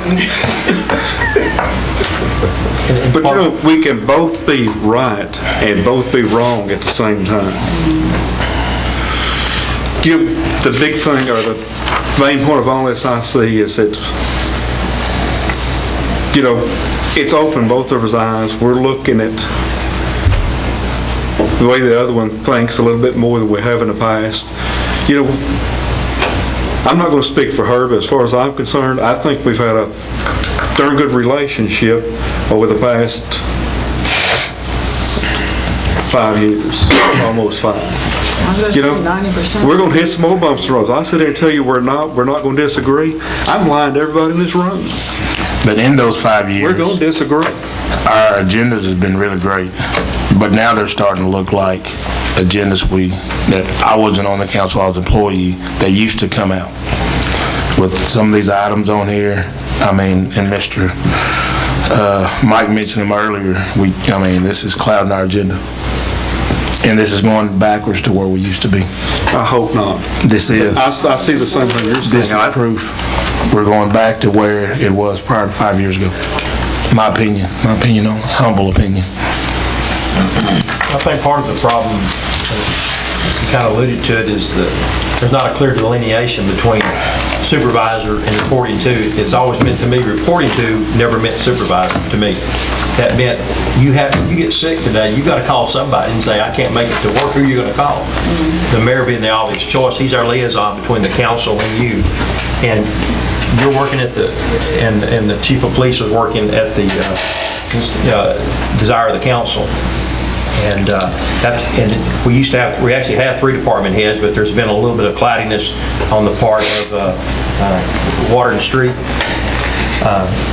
whether that's a department head or not, because of the old manual wording, and that position had been put under city secretary in that old manual in the hierarchy.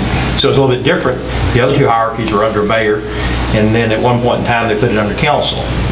So you've had one position under council, then all 3 positions under council.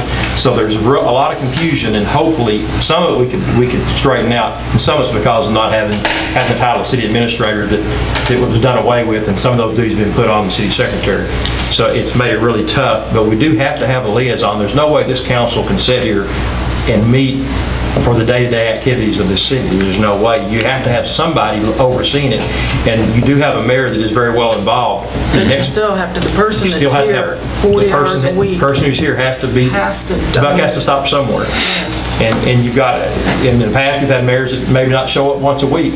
So yeah, they come sign checks. So you couldn't get them to come sign a check. So it's tough to put the mayor's position as being the administrative position over the city, because you don't know what kind of work they're going to do, so you're not going to be there. So we as a council have got our work cut out, and we've got to make some decisions on the best direction for this city. Sometimes I think it needs to be a city manager voted in by the people, where you have a true head of this city that can run it, and one person involved overseeing it all. Because right now, we don't really have that. It's very hard to have three department heads and the council and the mayor trying to run the city, and everybody has a different idea.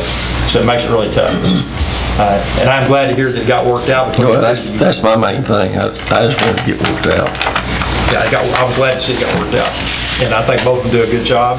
And there's no perfect people. We all get heated, we all get upset. And I don't ever get mad or upset. For those of you that are here, when I first ran for mayor, I made a statement in this meeting that I was going to run for mayor. But if I could not bring a little cohesiveness and get alongness, I don't know what the proper word there is, but you know what I'm trying to say, to the council, that we kept fighting like we were in the past. One term, if I made one term, that would be it. You know, I think like, I'm not going to say I've done it, you all have done it, we've done it. We've stopped the fussing and the fighting and the arguing and bickering we've had, and I see exactly what Mr. McCarthy's seen on the agenda, and I see it too, and I think we can all look at that and learn from it. You know, I wish everyone on this council would come out here, you know, not every day, not even once a week, but once every month or two. Unless you want to come make coffee. And just sit down and talk to her. She ain't got time. You know, with no agenda, no nothing in mind, just go in and talk, say, hey, how are you going? What do you need? How can we improve things? You know, Jerry mentioned a minute ago the radio read meters. You know, great idea. We've talked about it for several years. It's going to cost a lot of money, but it's going to be beneficial. That's the way we get started on things somebody mentioning. If we don't communicate, we don't know what the wants and the wishes are. You know, we really sat down with the department heads once a year at budget time and talk about what do you need. You know, it should be an ongoing thing. But I'm not saying come out here and spend hours at a time, just, you know, a few minutes. I will just say this, as far as Kara not following through on, you know, on that day, I think you told her, Mayor, that to write out a resignation letter and you'd sign it in the heat of the moment and all. Kara called me and told me that what happened and all, and my advice to her was not to write out any kind of letter, that you were perfectly able of writing out your own resignation letter if that's what you wanted to do. Oh, I could do that. Yeah, and so, I'm not saying she didn't do it because of that. That was just my advice to her. And I'm glad it worked out, and none of that took place. Yes.